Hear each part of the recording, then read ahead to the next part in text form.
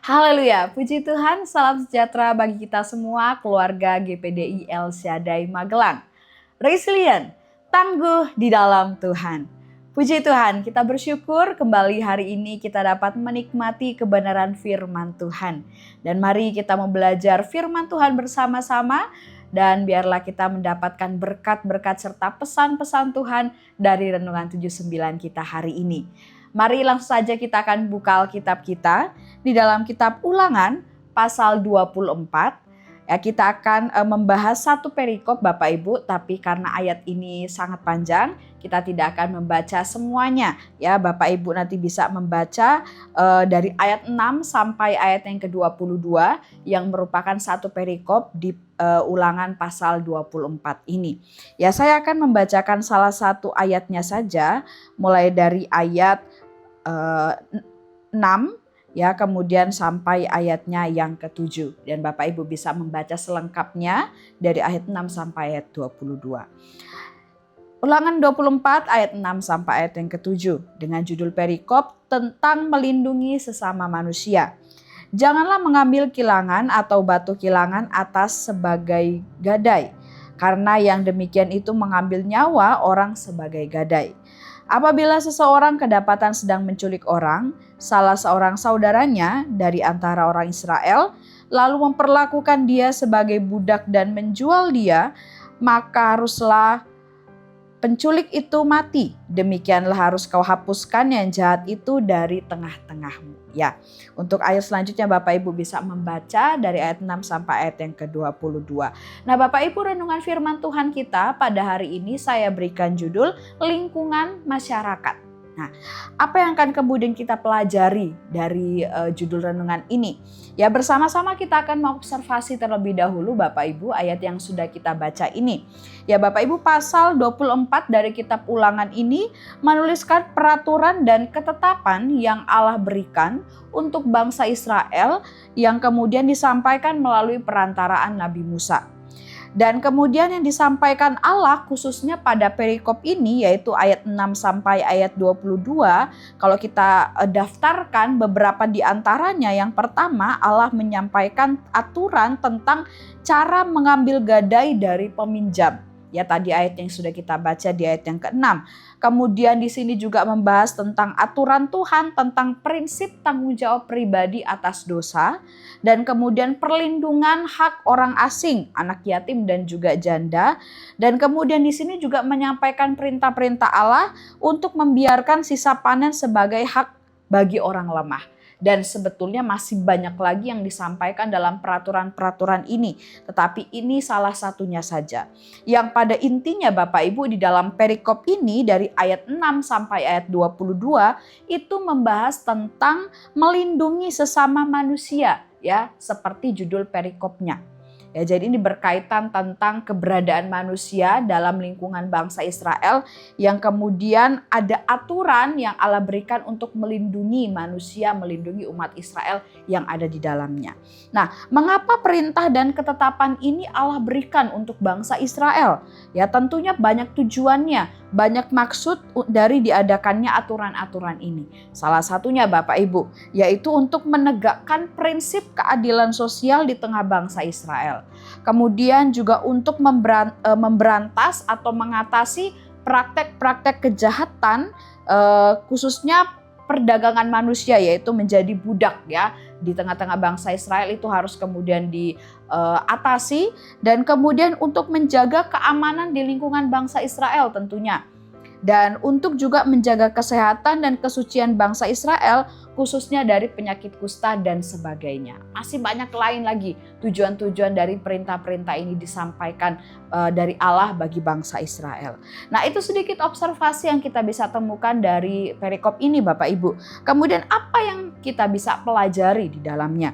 Ya, dari semua aturan dan ketetapan yang Allah berikan untuk ditegakkan di tengah-tengah bangsa Israel ini, khususnya mengenai perlindungan terhadap sesama manusia, di sini kemudian kita dapat menyimpulkan Bapak Ibu, bagaimana Allah ini sungguh-sungguh mengasihi dan khususnya memperhatikan keadaan umatnya yaitu Israel.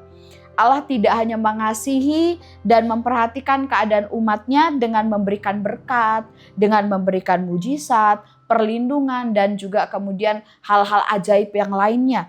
Tetapi ternyata Allah juga menyatakan kasih-Nya bagi umatnya dengan menciptakan lingkungan sosial atau lingkungan masyarakat yang aman, yang nyaman, tentram, dan teratur, tertib ya bagi umat-umatnya. Dan ini terbentuk melalui aturan dan ketetapan yang dibuat Allah. Seperti yang kita sudah baca di dalam perikop ini.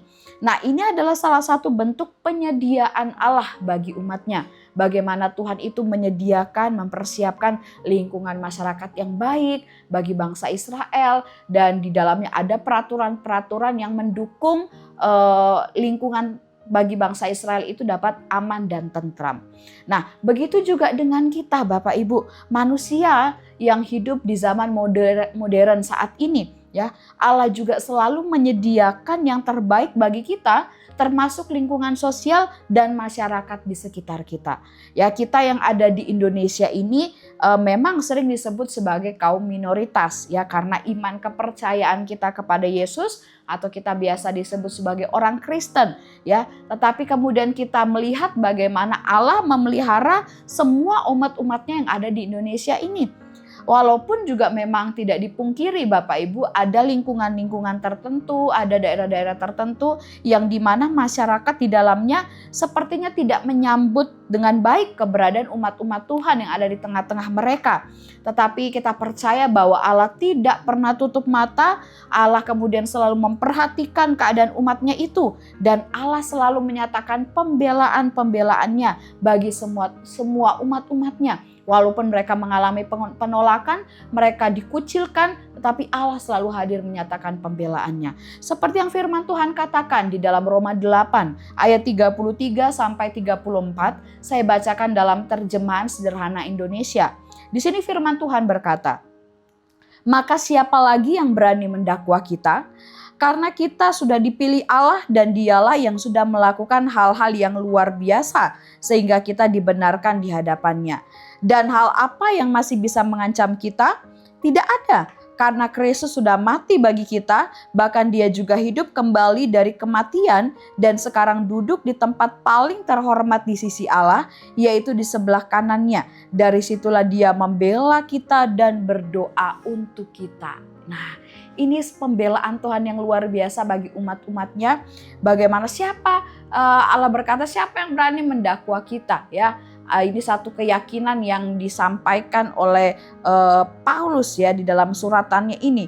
Dia percaya bahwa Allah itu pembelanya, walaupun mungkin sekitarnya banyak yang menolak kehadirannya, menolak pelayanannya, tapi Allah membela dia. Dan ini pun juga yang akan dialami oleh kita umat-umat Tuhan.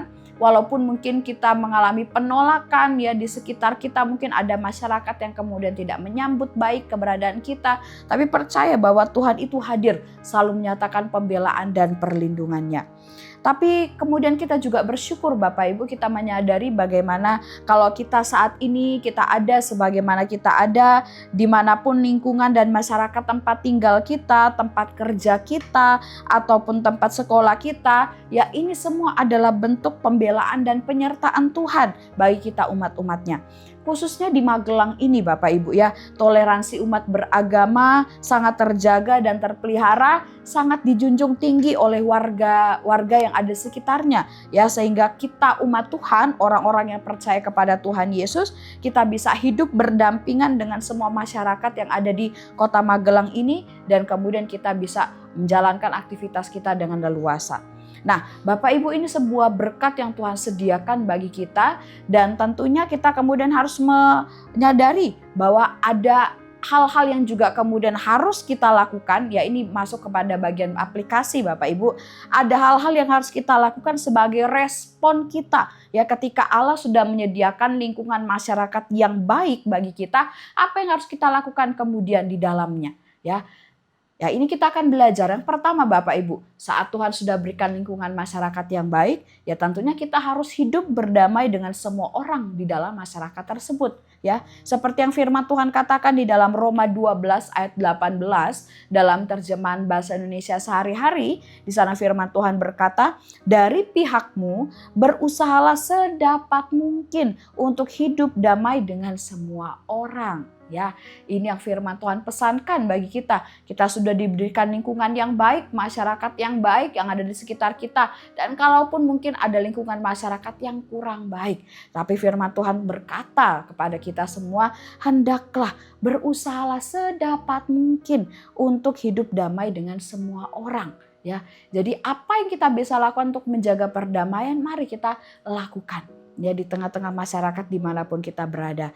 Dan bagaimana supaya kita bisa menciptakan kedamaian, bisa hidup damai dengan semua orang. Hal yang kedua yaitu dengan kita berbuat baik kepada semua orang itu. Karena dari perbuatan baiklah kemudian hubungan yang penuh damai, relasi yang baik itu dapat terbangun. Seperti yang firman Tuhan katakan di dalam 1 Petrus 3 ayat 11 dalam terjemahan sederhana Indonesia. Firman Tuhan berkata, kamu juga harus berhenti melakukan hal-hal yang jahat, tetapi lakukanlah yang baik. Hendaklah kamu selalu berusaha hidup damai dengan orang lain.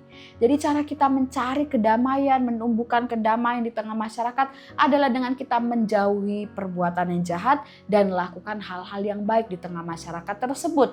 Ya, dan dengan hal itulah kemudian kita bisa hidup berdampingan. Orang lain kemudian bisa melihat keberadaan kita dengan sudut pandang yang baik juga karena kita melakukan hal yang baik, hal yang benar. Kita menjadi contoh, kita menjadi teladan, bahkan menjadi berkat bagi masyarakat di sekitar kita dari kehidupan kita yang baik, yang benar tentunya. Tidak hanya di hadapan manusia, tapi juga di hadapan Allah.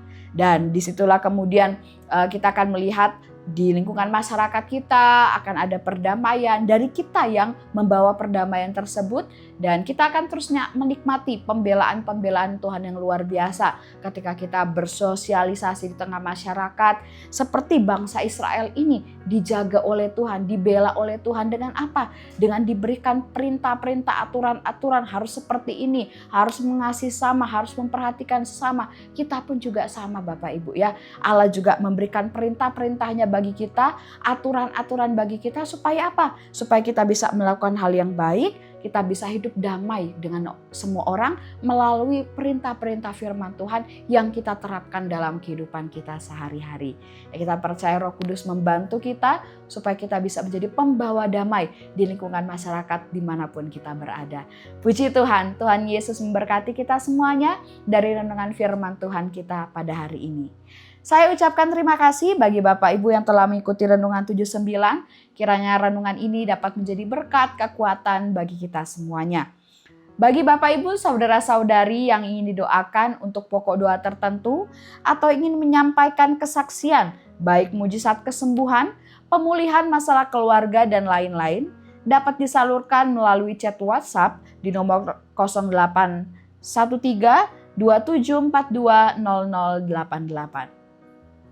Mari kita akan akhiri renungan 79 kita dengan berdoa.